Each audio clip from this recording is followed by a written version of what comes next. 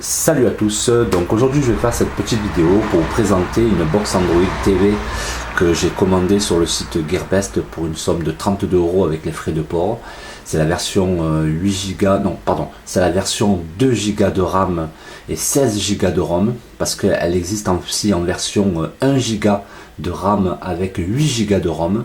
Donc je rappelle bien que la version que j'ai, c'est la 2 Go de RAM, 16 Go de ROM, pour un prix de 32 € sur le site de Gearbest.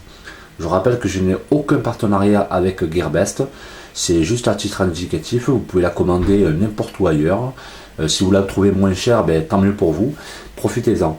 Donc aujourd'hui, moi j'avais besoin d'une box justement qui me permettait dans ma chambre de profiter de Netflix, YouTube, etc. avec plusieurs applications, des jeux, peu importe de quoi j'avais besoin au niveau vidéo. Et jusqu'à ce jour, j'avais une petite Orange Pi PC qui me permettait d'installer OpenELEC. Je rappelle que je n'ai jamais eu le moindre problème avec cette Orange Pi PC. Elle a toujours super bien fonctionné jusqu'à présent. Donc mon choix s'est porté justement de changer ce matériel tout simplement pour profiter d'autres capacités qu'elle ne pouvait pas m'offrir, comme Netflix, comme YouTube, etc. On pourra me dire oui, j'aurais pu installer des add-ons via OpenELEC, l'add-on de Netflix, etc. Mais bon, honnêtement au niveau confort, ça c'est pas terrible. Donc mon choix s'est porté donc sur cette box. La voici, la Micool M8S Pro Plus. Elle est alimentée avec la sortie USB du téléviseur. C'est le câble d'alimentation de la Orange Pi PC que j'ai récupéré, et à ma grande surprise, la sortie USB de mon téléviseur est assez puissante pour alimenter cette box. La sortie HDMI, le port Ethernet et la sortie antenne vidéo qui me permet de brancher mon casque pour le soir ou pour la journée, ou peu importe vos besoins. C'est-à-dire vous avez la possibilité d'écouter autant le son qui sort du téléviseur, et en même temps vous pouvez profiter d'écouter le son via votre casque. Très utile pour la nuit. Donc pas la peine de vous lever pour débrancher le casque, vous le laissez brancher en permanence. Le soir vous coupez tout simplement le volume du téléviseur et tout roule.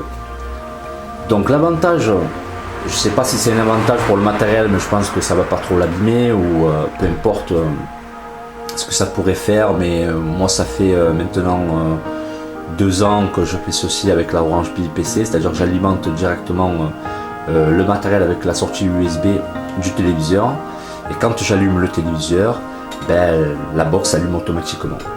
Donc cette box a une télécommande. La télécommande se présente comme ceci. Les touches que vous avez ici, sous l'encadré blanc, ce sont les touches programmables. C'est-à-dire tout simplement que vous pouvez programmer la touche exemple Power pour allumer et éteindre votre téléviseur, monter ou abaisser le volume de votre téléviseur, et là programmer une touche que vous voulez, ou là aussi encore une autre touche, très utile. Donc pas besoin de prendre la télécommande de mon téléviseur pour allumer le téléviseur. Je prends la télécommande de cette box, j'allume mon téléviseur, hop, la box s'allume en même temps.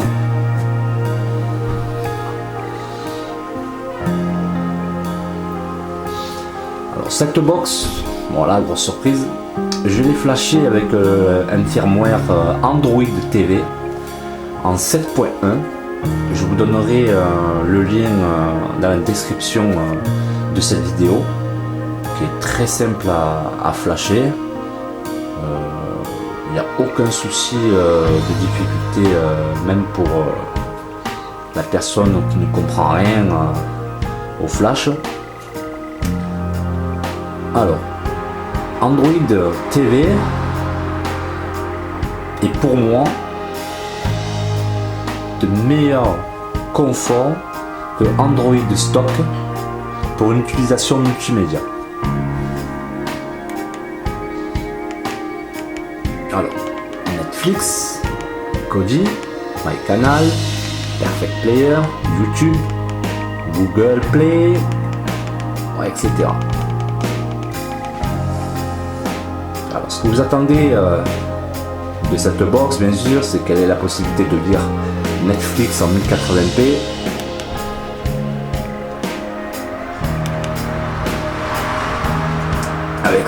Avec cette box, vous allez être servi, car honnêtement, je n'ai rencontré aucun problème de lecture. Vous voyez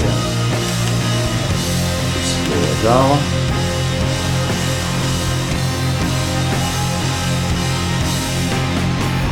Désolé pour le reflet, j'espère que vous serez un peu...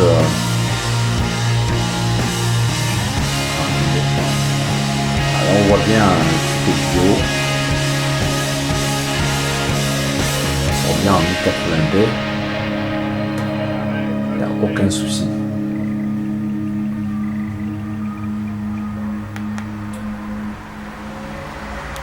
Alors pour Kodi, c'est la version 17.4.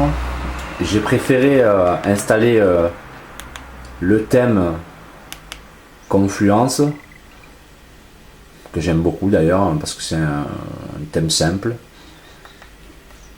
Donc pour Kodi, aucun problème, hein, avec la télécommande répond bien. Des vidéos, non, j'en ai pas. Extension vidéo. Bon, il y a YouTube, il y a des streams.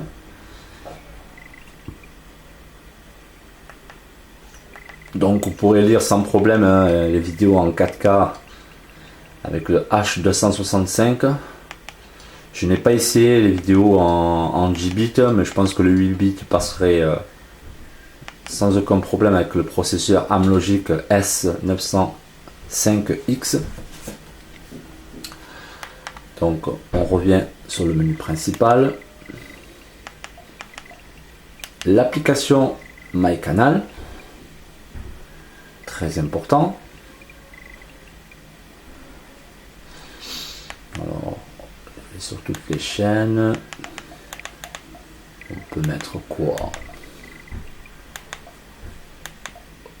Hop. National géographique. Voilà.